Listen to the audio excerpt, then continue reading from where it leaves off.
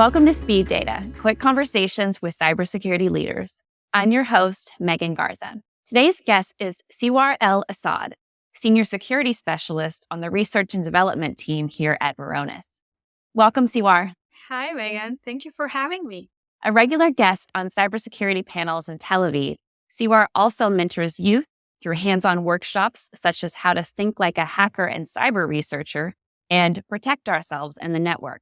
And speaking of youth, Siwar conducted advanced academic research in the field of interferometry at Tel Aviv University of Biomedical Engineering when she was just 15 years old, and completed a course in electrical engineering at MIT on full scholarship, all while still in high school.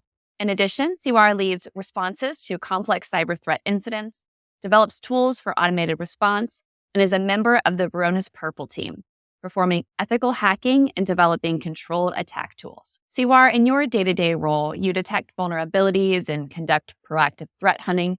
What made you want to go into cybersecurity? I think in my case, the question goes the other way around. As an intriguing turn of events, cybersecurity actually found me during my early years. Fresh out of high school, I encountered online challenges published by a top-leading cyber company that were also deemed as nearly unsolvable as per the official TV reports. I remember, in that report, they actually highlighted an enticing promise, which is whoever gets to crack those challenges and solve them gets a full-time position within the cyber group of that company. Driven by my inquisitive and knowledge-hungry nature, I always say I'm a perpetual student, I tackled these challenges and secured my role in cyber. And it was honestly very quick until I found myself fascinated by the world of cyber, the intricate world of technology, the complexity of it, and its profound influence on our lives. And what do you enjoy most about your role? First of all, through my role, I feel like I'm on the side of giving and helping in this world. I get to develop tools that automate investigation processes. I get to run forensics investigations and lead responses to complex cyber incidents. I also get to attack and engage in ethical hacking to assess clients' resiliency and fortification strategies. And this comprehensive approach of my role that I surely cannot put in a few sentences helped me become a subject matter expert in so many subjects in the field. All of that actually helps me to facilitate knowledge dissemination and product refinement to enhance overall quality. You're definitely very knowledgeable in the field. As someone who has lectured at international conferences on cybersecurity and science, what's the most important thing to remember when working in cyber? I think the utmost fundamental principle in the domain of cybersecurity revolves around the steadfast acknowledgement that security is by no means a stagnant condition, but rather unceasing progression. And I think pursuing the updated information in the field and responsibility come here as major keys to further aid in minimizing the potential risks and thereby avert possible calamities that could basically damage, the very foundations of modern society. And in your opinion, what skills make security professionals great at what they do? If to speak of technical proficiencies, I think a profound comprehension of networking protocols, operating systems, programming languages emerges as fundamental.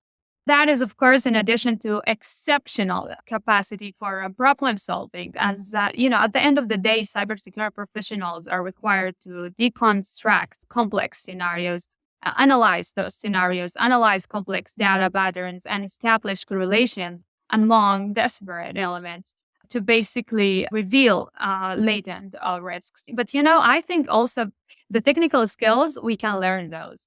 But I think real life skills here can play a major role. And that's basically, if to say those, that would be for me, unwavering sense of responsibility, unwavering commitment, as well as effective communications.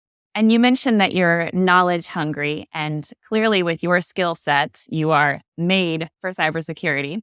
But if you weren't in this field, what would you be doing? As far as it could be, that probably politics. I remember myself, I was very into politics. I was involved in Model United Nations during my high school years, and I was involved in it, locally and internationally. I don't know how much I want to be involved into it right now, but it was something back then. And finally, can you share the one thing that you wish future cybersecurity professionals knew? In our slogan in Varonis, we say we protect your data first, not last. And undoubtedly, my profound wish for future cybersecurity professionals is that they basically not only possess a cursory awareness, but a profound comprehension of the paramount significance of data. In many cases, if not in the majority of cyber security attacks, data serves as the primary target, and it becomes inconsistent to focus on the implementation of the EDR solutions and other security controls within the environment while remaining ignorant to the precise whereabouts of critical data users that have access to it, and whether they should or should not have access to it in the first place. It is irrefutable reality that breaches can happen in spite of our defenses. This is how it is. However, when data is protected, the impact of an attack is diminished. So for me, it's all about data, and that would be my wish and my request from security cyber professionals. Well, thank you so much for joining me today, Siwar. I appreciate your insight into cybersecurity research and development. If our audience has any questions they'd like me to ask on a future episode of Speed Data, please email me at pr@varonis.com. Thanks again, Siwar. Thank you, Megan.